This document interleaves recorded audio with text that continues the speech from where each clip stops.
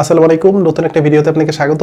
কথা বলবো আইপিএল এর নিলামে। এবং আমরা সবাই জানি যে গতকাল 24শে ডিসেম্বর অর্থাৎ আইপিএল এর প্রথম দিন বাংলাদেশে কোনো ক্রিকেটারের নাম কিন্তু নিলামে তোলা হবে না এবং সেই সাথে কোনো ক্রিকেটারের নাম যে উঠবে না সেটা কিন্তু আমরা সবাই জানতাম। এখন প্রশ্ন হচ্ছে যে 25 তারিখ যে প্লেয়ারদের নামগুলো তোলা হবে মূলত ফ্রাঞ্চাইজি মালিকদের চাহিদার ভিত্তিতে সেই নামগুলো কিন্তু তোলা হবে। এখানে যে বাংলাদেশি প্লেয়ারদের নামটা যে উঠবে এটা কিন্তু এখন পর্যন্ত শিওর না, এটা আপনাদেরকে আগে ক্লিয়ার করে নিই। কারণ বাংলাদেশের যে 12 জন ক্রিকেটার আইপিএল এর নিলামের সংক্ষিপ্ত তালিকায় আছেন, এখানে 12 জন ক্রিকেটার দল পাবেন না এবং আইপিএল এর নিলামের প্রথম দিন যে প্লেয়ারগুলোকে তোলা হয়েছে সেগুলো বাই ডিফল্টলি তোলা হয়েছিল এবং আইপিএল নিলামের দ্বিতীয় দিন অর্থাৎ 25শে ডিসেম্বর আজকে যে আইপিএল এর নিলামের দ্বিতীয় দিন, আজকে মূলত যে প্লেয়ারগুলোকে তোলা হবে মূলত এই প্লেয়ারগুলোকে ফ্রাঞ্চাইজি মালিকরা আগে থেকে নেয়ার একটা কথাবার্তা বলে রেখেছে এবং সেটা আইপিএল কর্তৃপক্ষকে যখন জানিয়ে দিবে তখন নিলামের মাধ্যমে সেই প্লেয়ারগুলোর নাম কিন্তু এক্স্যাক্টলি উঠানো হবে। এখন প্রশ্ন হচ্ছে যে বাংলাদেশি কোনো ক্রিকেটার আসলেও দল পাবে কিনা। আমরা সবাই জানি যে গত আসরে মোস্তাফিজুর রহমান খেলে গেছে, এর আগে আমরা দেখেছি সাকিব আল হাসান, লিটন কুমার দাস তারাও কিন্তু আইপিএল এ খেলেছে এবং বাংলাদেশের থেকে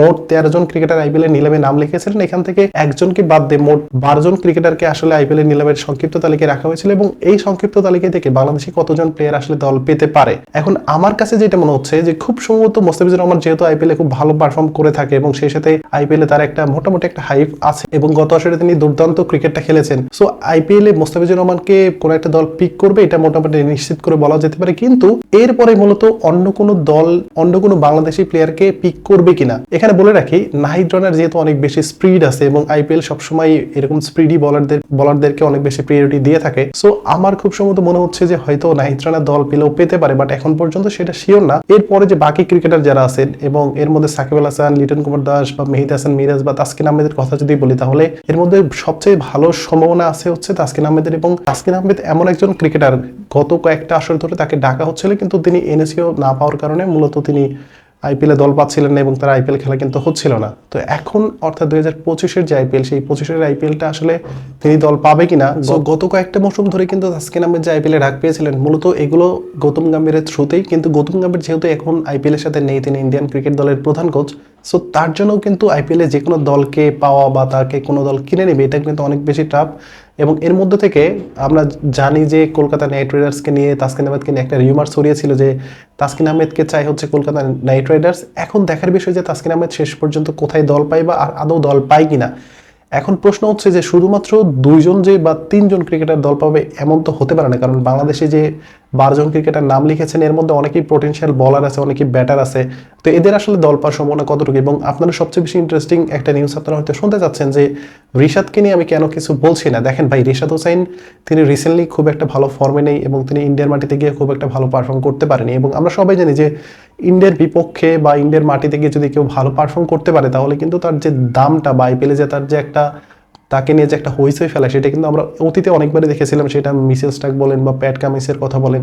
কিন্তু এই জায়গায় কিন্তু রিশাদ হোসেন অনেকটুকু পিছিয়ে আছে এবং রিশাদ হোসেন তিনি দল আদৌ পাবেন কিনা সেটা নিয়েও কিন্তু একটা বড় ধরনের প্রশ্ন আছে। সেই সাথে যারা ব্যাটার আছে বাংলাদেশি, তাওহিদ হৃদয়, লিটন কুমার দাস, এদের দল পাওয়ার সম্ভাবনা কতটুকু। দেখেন গতকালকে অর্থাৎ 24 তারিখে যে আইপিএল এর নিলামের প্রথম দিন সেই দিন কিন্তু আসলে ডেভিড ওয়ার্নার বা জনি বেরেস্তোর মতো প্লেয়াররা দল পাননি। সো আপনাদেরকে বুঝতে হবে যে আসলে আইপিএল এর স্ট্যান্ডার্ড এখন কোন মানে চলে গেলে জনি বেরেস্তো বা ডেভিড ওয়ার্নারের মতো ক্রিকেটাররা দল পান না, সেখানে তাওহিদ হৃদয় বা লিটন কুমার দাসের দল পাওয়ার সম্ভাবনা খুবই ক্ষীণ।